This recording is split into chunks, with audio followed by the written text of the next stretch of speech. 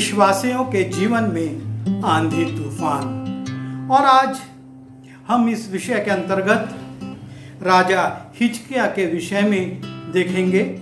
राजा हिजकिय्याह जिसके विषय में दूसरा राजा उसके 18वें अध्याय से 20वें पद में, दूसरा इतिहास उसके 29वें अध्याय के 31वें पद तक और यशायाह की पुस्तक उसके 36वें अध्याय से आगे उल्लेख किया गया है।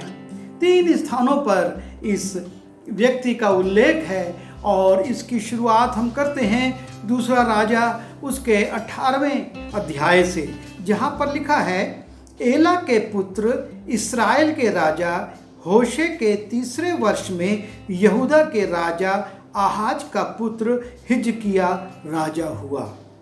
जब वो राज्य करने लगा तब वो 25 वर्ष का था और 29 वर्ष तक यरूशलेम में राज्य करता रहा। और इसके विषय में बाइबल कहती है, जैसे उसके मूल पुरुष दाऊद ने किया था, जो यहोवा की दृष्टि में ठीक है, वैसा ही उसने भी किया।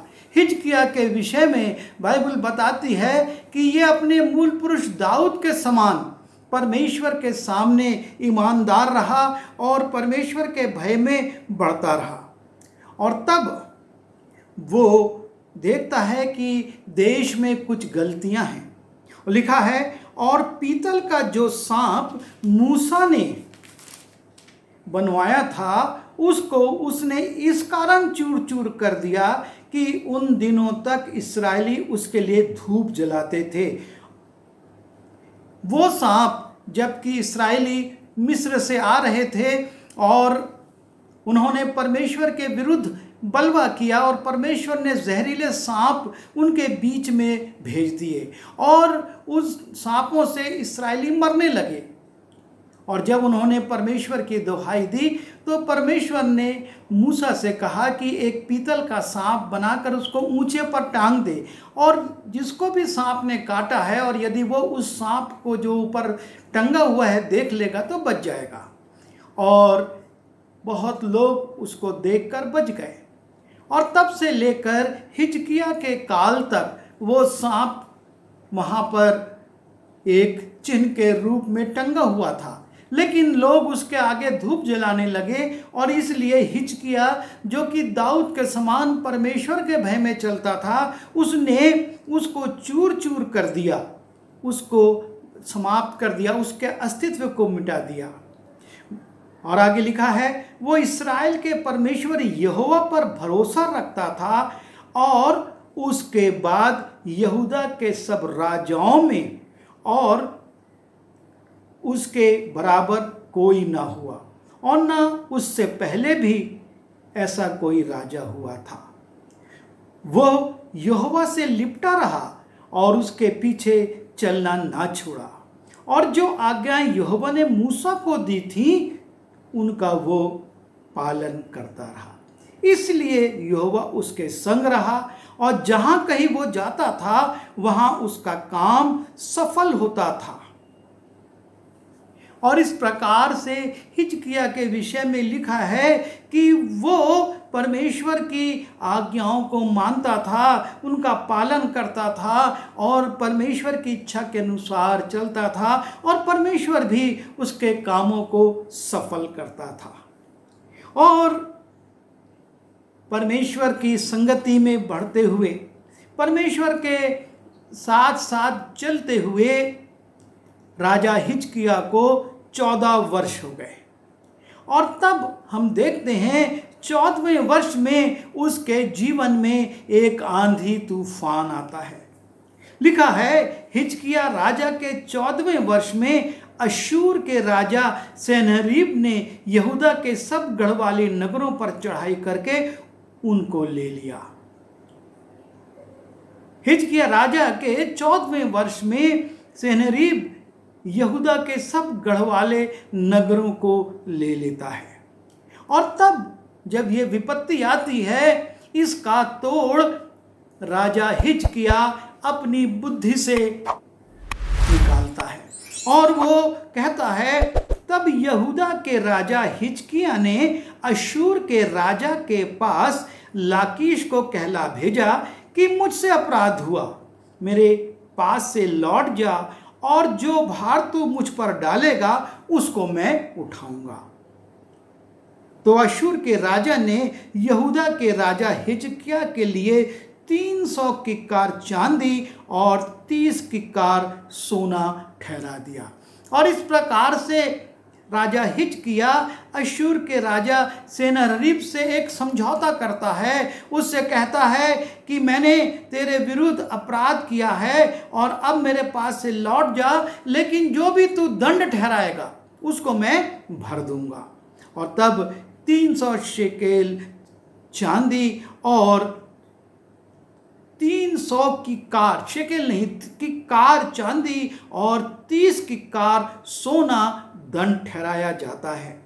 और तब वो हिजकिय्याह जो परमेश्वर के साथ साथ चलता है, इस दंड को भरने के लिए देखिए किस प्रकार से निर्णय लेता है।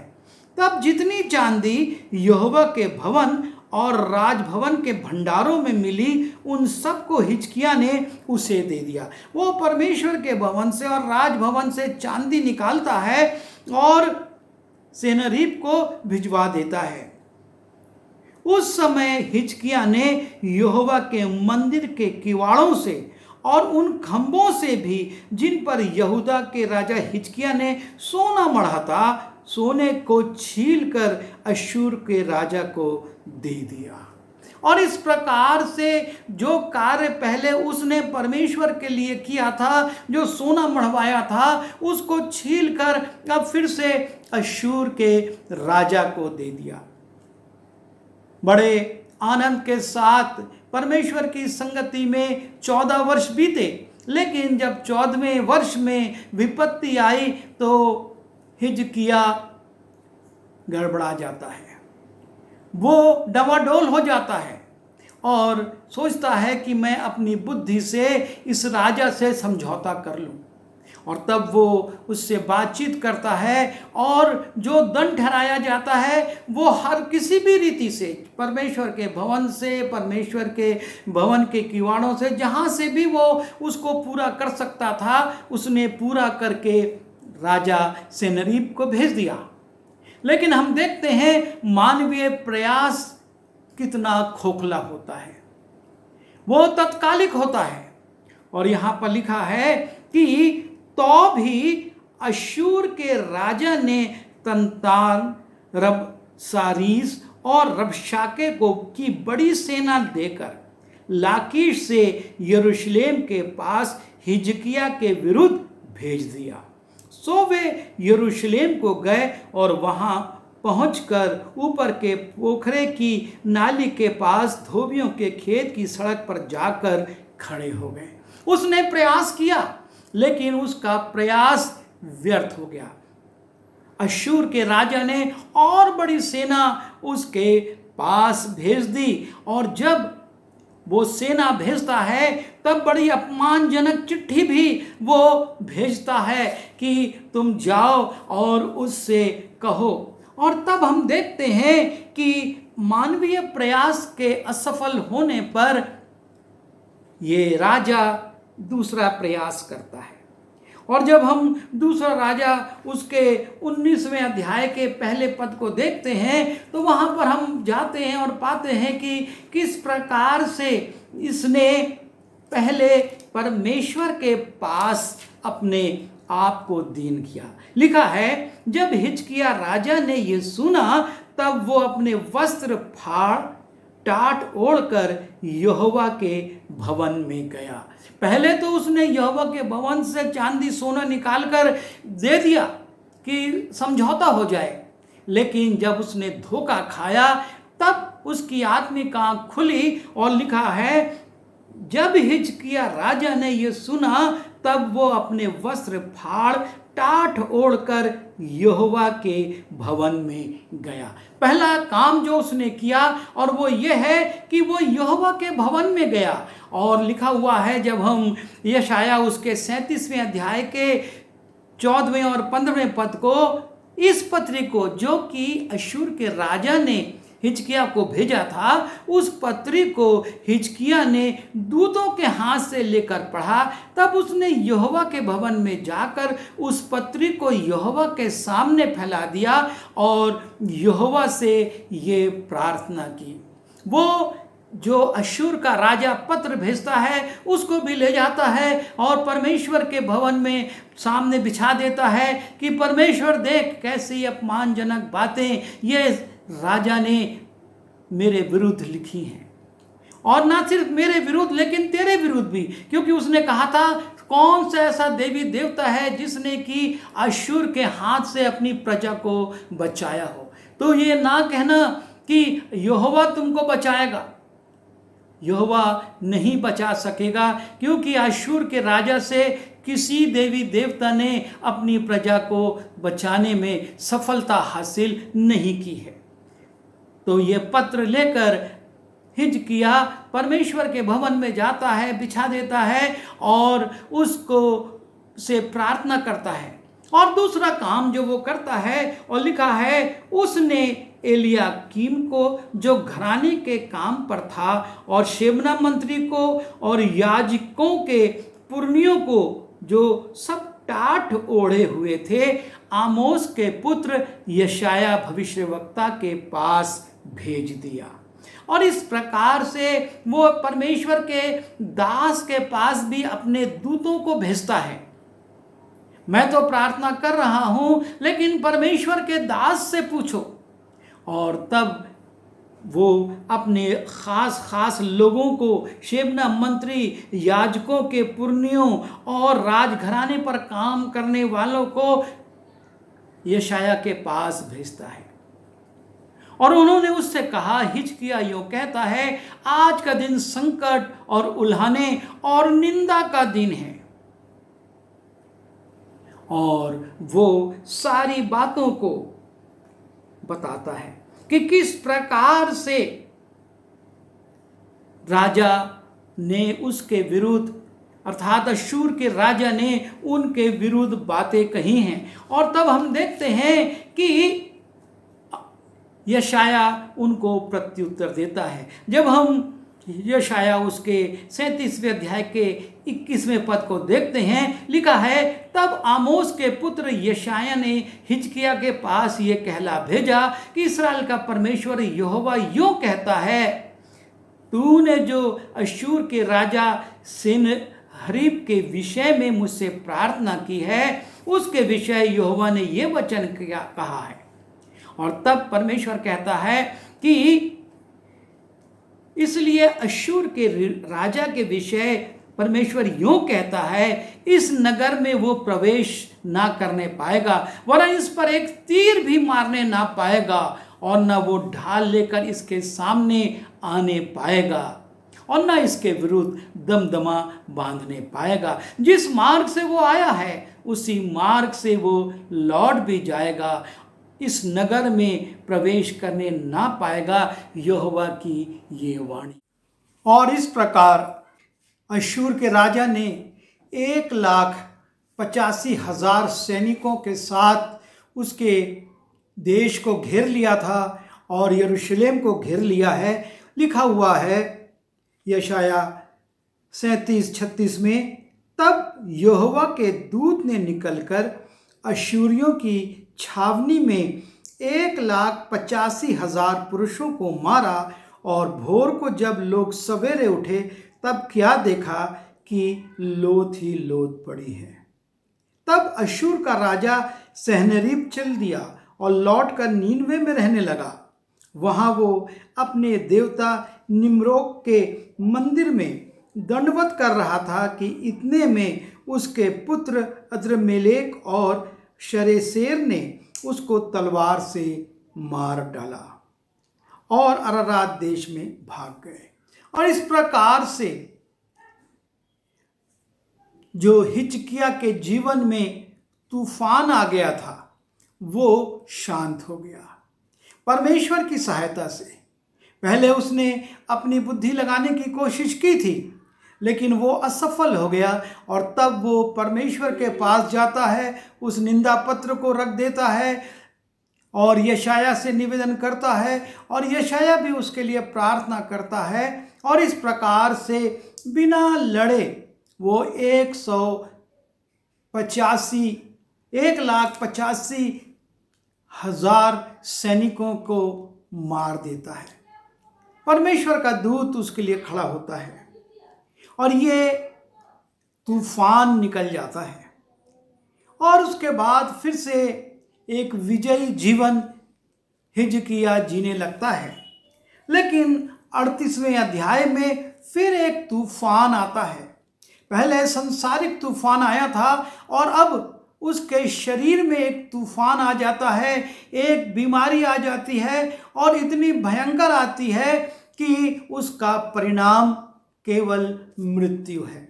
जब हम 38वें अध्याय को देखते, लिखा है, उन दिनों में हिजकिय्याह ऐसा रोगी हुआ कि वो मरने पर था। और आमोस के पुत्र यशायाह नबी ने उसके पास आकर कहा, यहोवा यूं कहता है, अपने घराने के विषय जो आज्ञा देनी है दे दे, क्योंकि तू ना बचेगा, मर ही जाएगा। और इस प्रकार से ना सिर्फ वो शरीर में निर्बल हो जाता है, रोगी हो जाता है, लेकिन परमेश्वर का दास आकर ये उद्घोषणा भी कर देता है कि ये जो रोग है वो तेरी मृत्यु का कारण है और इसलिए तुझको जिसको जो आज्ञा देना है, जिसको जो देना है वो कर दे, क्योंकि तू मर ही जाएगा।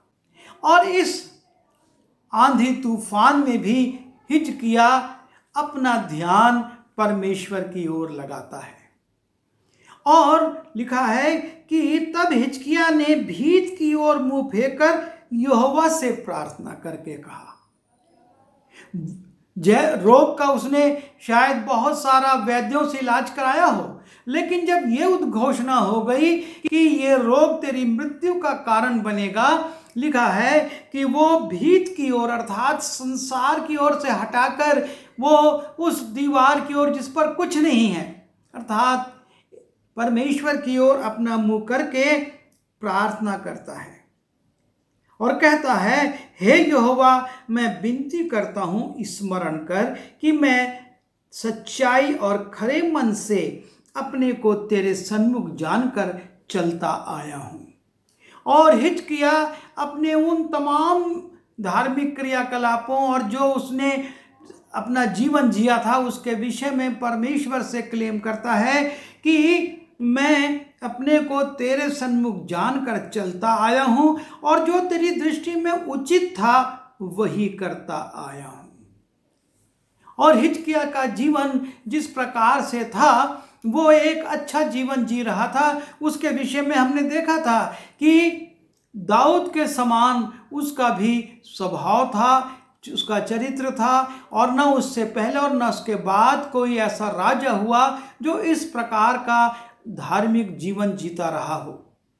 और जब वो परमेश्वर से प्रार्थना करता है, लिखा है, और हिजकिय्याह बिलक बिलक कर रोने लगा। वो परमेश्वर के सामने आंसू बहाता है इस तूफान में जो कि उसकी मृत्यु का कारण है और उसकी उद्घोषणा की जा चुकी है और ऐसे व्यक्ति के द्वारा जो बोलता है वो हो जाता है।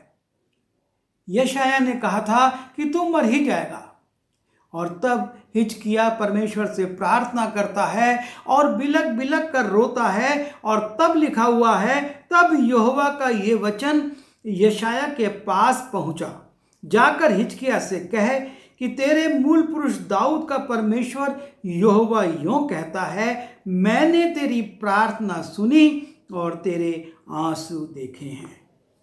परमेश्वर कहता है, मैंने तेरी प्रार्थना सुनी और तेरे आंसू देखे हैं। हमारा परमेश्वर दान मांगने वाला परमेश्वर नहीं है कि तुम इतना दान करो तो यह होगा। हमारा परमेश्वर मनुष्य से और कोई अपेक्षा करने वाला परमेश्वर नहीं है कि तुझको मेरे लिए ये धार्मिक संस्कार पूरा करना होगा, लेकिन लिखा है कि मैंने तेरी प्रार्थना सुनी और तेरे आंसू देखे हैं। जीवन के आंधी तूफान में जो हिचकिया प्रार्थना करता है और जो आंसू बहाता है, परमेश्वर उसको देखता है और कहता है, सुन, मैंने तेरी आयु 15 वर्ष और बढ़ा दी। परमेश्वर ने तुरंत घोषणा कर दी कि तेरी आयु 15 वर्ष और बढ़ाई जाएगी। तू 15 वर्ष और जिएगा, और न सिर्फ तो जिएगा, लेकिन परमेश्वर ने एक और सुरक्षा उसको दी। अशूर के राजा के हाथ से मैं तेरी और इस नगर की रक्षा करके बचाऊंगा। परमेश्वर न सिर्फ उसको जीवन देता है, लेकिन एक सुरक्षा भी देता है कि अब अशूर का राजा तेरा कुछ नहीं बिगाड़ सकेगा। मैं तेरी और इस नगर की रक्षा अशूर के द्वार से करूंगा। और इस प्रकार परमेश्वर उस आंधी तूफान को जो मृत्यु के रूप में आया था, टाल देता है, हटा देता है, और चिन्ह भी देता है कि यहोवा की ओर से इस बात का तेरे लिए ये चिन्ह होगा कि धूप की छाया जो आहाज की धूप घड़ी में ढल गई है, मैं 10 अंश पीछे की ओर लौटा दूंगा। परमेश्वर ने ना सिर्फ उसको चंगाई का वरदान दिया, चंगाई दी, लेकिन उसको सुरक्षा भी दी और चिन्ह भी दिया कि एक अद्भुत काम, सूरज को मैं पीछे कर दूंगा। क्यों कर दूंगा? सिर्फ इसलिए कि तू जान ले कि मैंने तेरी आयु 15 वर्ष और बढ़ा दी है। और आहाज की धूप घड़ी जो ढल गई है, मैं 10 अंश पीछे की ओर लौटा दूंगा। सो वो छाया जो 10 अंश ढल चुकी थी, लौट गई। यह है हमारा परमेश्वर। जब उसके साथ कोई ईमानदारी के साथ चलता है, आंधी तूफान आते हैं। हिजकिय्याह के विषय में लिखा है कि वो परमेश्वर के साथ साथ चलता था, उसके बावजूद उसके जीवन में आंधी तूफान आए। सांसारिक रूप से भी आए और शारीरिक रूप से भी आए। और ये घटनाएं जो दी गई हैं, ये हमारे जीवन के लिए महत्वपूर्ण इसलिए हैं कि हम जब परमेश्वर के साथ चलने की कोशिश करते हैं और आंधी तूफान आते हैं, तो कई लोग निराश हो जाते हैं, सोचते हैं कि परमेश्वर हमसे रुष्ट है। ये आंधी तूफान संसार में आएंगे, वो राजा है, उस पर आक्रमण होंगे, लेकिन परमेश्वर अद्भुत रीति से अपने एक दूत के द्वारा 1,85,000 सैनिकों को मारने की शक्ति रखता है। और वो राजा जो कि परमेश्वर की निंदा कर रहा था, अपने ही बेटों के हाथ, अपने ही देश में और अपने ही देवता के मंदिर में मारा जाता है। यह है जीवित परमेश्वर और हाथ के बनाए हुए परमेश्वर में अंतर। एक अद्भुत रीति से अपने लोगों को बचा लेता है और एक कुछ नहीं कर पाता, और उसके लोग उसी के सामने, उसी के मंदिर में मार दिए जाते हैं। और न सिर्फ उसको सांसारिक विजय मिलती है, लेकिन उसको रोग से भी विजय मिलती है और वो चंगा भी होता है। और इसलिए जब जीवन में रोग का आंधी तूफान आए, समस्याओं का आंधी तूफान आए, विरोध का आंधी तूफान आए, हमको पीछे नहीं हटना है। और ना जैसा कि पहले हिजकिय्याह ने गलती करी कि अपनी बुद्धि लगाना है, लेकिन हमको परमेश्वर से प्रार्थना करना है, जैसे हिजकिय्याह ने किया। उसके सामने आंसू बहाना है, परमेश्वर के लोगों के पास अपनी प्रार्थना निवेदन देना है, और तब परमेश्वर अद्भुत रीति से काम करेगा और ये आंधी तूफान शांत हो जाएंगे। आइए दुआ करें। प्रभु जी, हम धन्यवाद देते हैं हिजकिय्याह के जीवन के लिए। वो एक अच्छा जीवन जी रहा था, पवित्र जीवन जी रहा था, उसके बावजूद उसके जीवन में आंधी तूफान आ गए और प्रभु जी उसके देश के ऊपर आक्रमण हो गया, और उसके बाद उसके शरीर पर भी रोग ने आक्रमण कर दिया। लेकिन आपने उस पर अनुग्रह किया और वो उन दोनों में विजयी हुआ और फिर से 15 वर्ष का जीवन प्राप्त कर सका। आप हमारे जीवन में भी ऐसे ही अद्भुत काम करते हैं। हमको शक्ति दीजिए कि हम धीरज के साथ इन विरोधों का, इन समस्याओं का, इन रोगों का सामना कर सकें और विजयी होकर आपका गुणानुवाद कर सकें।